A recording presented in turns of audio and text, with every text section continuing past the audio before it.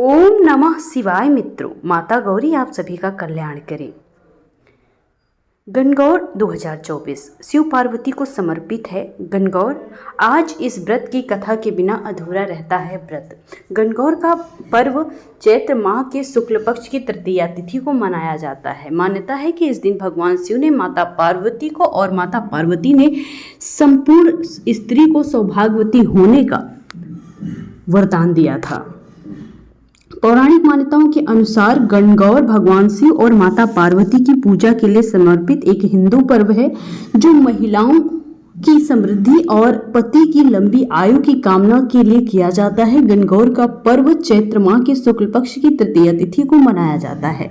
मान्यता है कि इस दिन भगवान शिव ने माता पार्वती और माता पार्वती ने संपूर्ण स्त्रियों को सौभाग्यवती होने का वरदान दिया था। इस व्रत में कथा का बहुत महत्व होता है। गणगौर की व्रत कथा शास्त्रों में वर्णित कथा के अनुसार एक बार भगवान शिव, माता पार्वती और नारद मुनि भ्रमण पर निकले। सभी एक गांव में पहुंचे। जब इस बात की जानकारी गांव वालों को लगी तो गांव की संपन्न और समृद्ध महिलाएं तरह तरह की स्वादिष्ट पकवान बनाने के लिए तैयारी में जुट गई, ताकि प्रभु को अच्छा भोजन ग्रहण करा सके।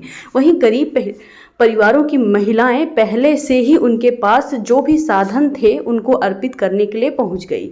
ऐसे में उनकी भक्ति भाव से प्रसन्न होकर माता पार्वती ने उन सभी महिलाओं पर सुहाग रस छिड़क दिया। फिर थोड़ी देर में संपन्न परिवार की महिलाएं तरह तरह के मिष्ठान और पकवान लेकर वहां पहुंची, लेकिन माता के पास उनको देने के लिए कुछ नहीं बचा। इस पर भगवान शिव ने माता पार्वती से कहा कि अब आपके पास इन्हें देने के लिए कुछ नहीं बचा, क्योंकि आपने सारा आशीर्वाद गरीब महिलाओं को दे दिया। ऐसे में अब आप क्या करेंगी? तब माता पार्वती ने अपनी उंगली चीरकर छींटों से उन महिलाओं को अपना आशीर्वाद दिया। इसी दिन चैत्र मास की शुक्ल तृतीया का दिन था। इसके बाद सभी महिलाएं घरों को लौट गई। इसके बाद माता पार्वती ने नदी के तट पर स्नान कर बालू से महादेव की मूर्ति बनाकर उनका पूजन किया।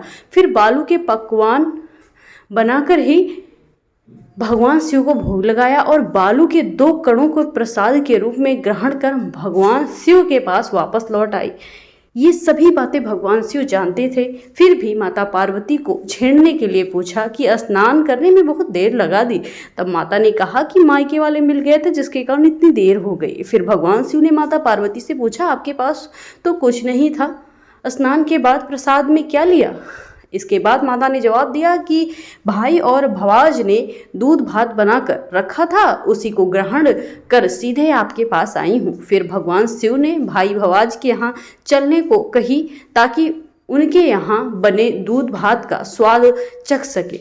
तब माता ने अपने को संकट में फंसा देख मन ही मन भगवान शिव को याद कर अपनी लाज रखने को कहा। इसके बाद नारद मुनि को साथ लेते हुए तीनों लोग नदी तट की ओर चल पहुँचे।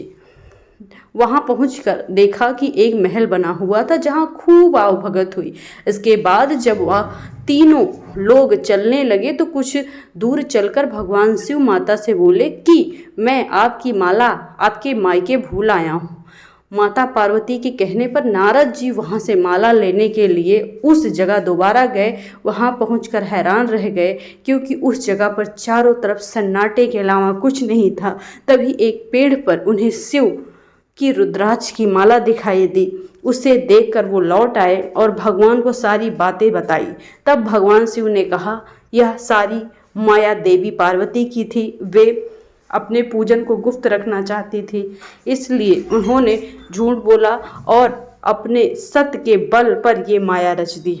तब नारद जी ने देवी माता से कहा कि माँ, आप सौभाग्यवती हैं, आदि शक्ति हैं। ऐसे में गुप्त रूप से ही की गई पूजा अधिक शक्तिशाली और सार्थक होती है। तभी से स्त्रियां इस तरह गुप्त रूप से पूजन कर मंगल कामना करेंगी।